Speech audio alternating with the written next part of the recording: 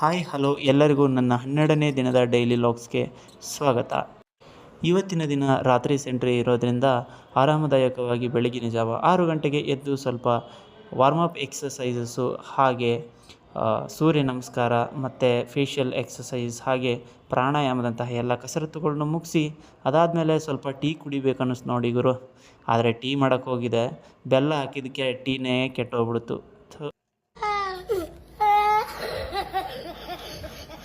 Tea ಕೆಟ್ಟೋದ್ರೆ ಏನಾಯಿತು ಬಿಡುಗರು, ನಾವು ಕಷಾಯ ಮಾಡ್ಕೊಂಡು ಕುಡಿತೀವಿ.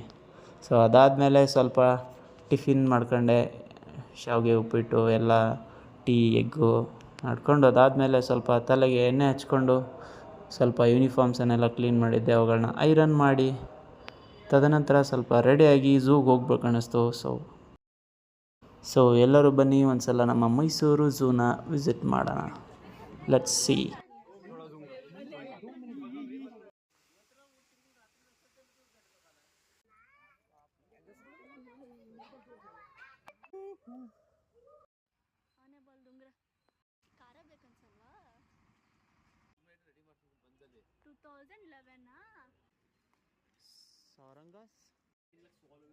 ಝೂನ ಎಲ್ಲ ತಿರುಗಾಡಿ ನೋಡೋದ್ರಲ್ಲಿ ಸಂಜೆ ಆಗಿಬಿಡ್ತು. ಆಮೇಲೆ ರೂಮಿಗೆ ಬರೋದ್ರಲ್ಲಿ ಒಂದು ಫ್ಲಿಪ್ಕಾರ್ಟಿಂದ ಆರ್ಡರ್ ಬಂದಿತ್ತು, ಅದನ್ನು ನಮ್ಮ ಪುಟಾಣಿಗಳು ನಾವು ಸೇರಿ ಎಲ್ಲ ಓಪನ್ ಮಾಡಿದ್ವು.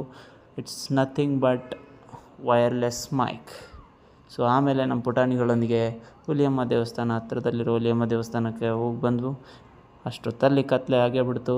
ರೆಡಿ ಆಗಿ ಮತ್ತೆ ಇವತ್ತಿನ ರಾತ್ರಿ ಡ್ಯೂಟಿಗೆ ಹಾಜರಾಗ್ತೇವೆ. ಇವತ್ತಿಗೆ ಮತ್ತೆ ಮುಂದಿನ ವಿಡಿಯೋದಲ್ಲಿ ಸಿಗೋಣ. ಬಾಯ್ ಬಾಯ್.